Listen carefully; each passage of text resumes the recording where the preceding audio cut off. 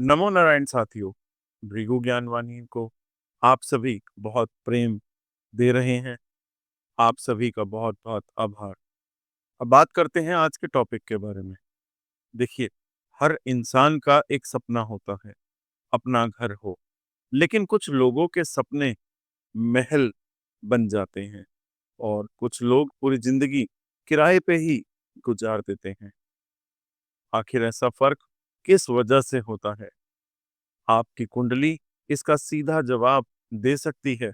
तो चलिए आगे सुनते हैं, ध्यान से सुनिएगा। क्या योग और दुर्योग बनते हैं? तो ये होता है आपके साथ। देखिए, सबसे पहले तो आपको ये समझना चाहिए कि आपकी जो लगन कुंडली है या जो जन्म कुंडली है, उसमें प्रॉपर्टी के योग की शुरुआत कहाँ से होती है? वो शुरू होती है आपके दूसरे भाव से। क्योंकि दूसरा भाव क्या है?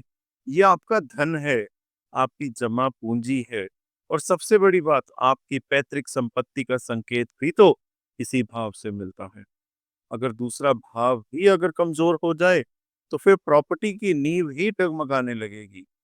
इसीलिए सबसे पहले आप अपनी कुंडली उठाइए और ध्यान से देखिए कि कहीं दूसरे भाव में कौन सा ग्रह बैठा है, कौन उसे देख रहा है और उसका स्वामी कहाँ गया है।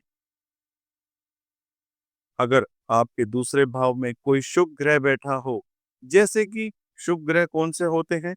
देवगुरु बृहस्पति, शुक्र या चंद्रमा, या फिर उसका स्वामी जाकर बैठ गया हो लगन पंचम, नवम, दशम या एकादश भाव, यानी कि पहले भाव में, पांचवें भाव में, नौवें भाव में, 10वें भाव में, 11वें भाव में।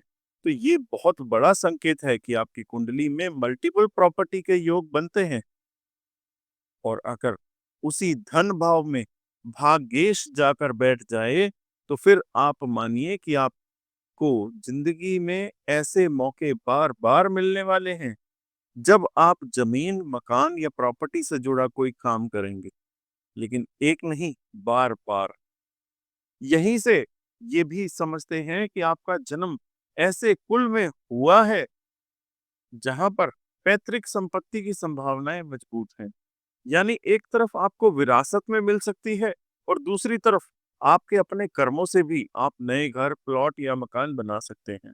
यही तो पहचान होती है एक मजबूत दूसरे भाव की, जो आपको सिर्फ एक छत नहीं, बल्कि कई ठिकाने देने का सामर्थ्य रखती है।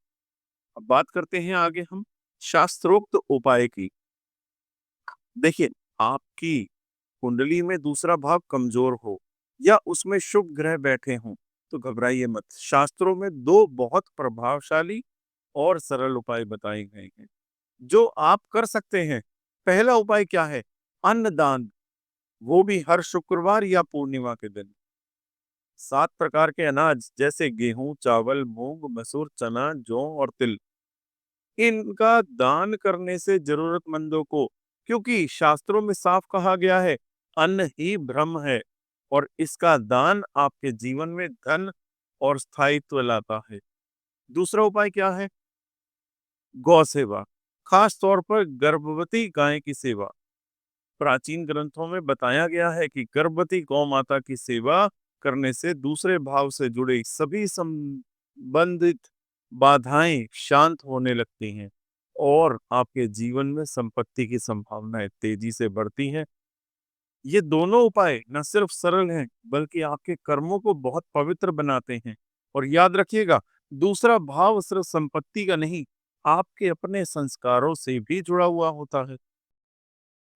देखिए, इस वीडियो में आपने सुना कैसे मल्टीपल प्रॉपर्टी के योग बनते हैं, कौन से भाव से आप प्रॉपर्टी के योग की शुरुआत देख सकते हैं।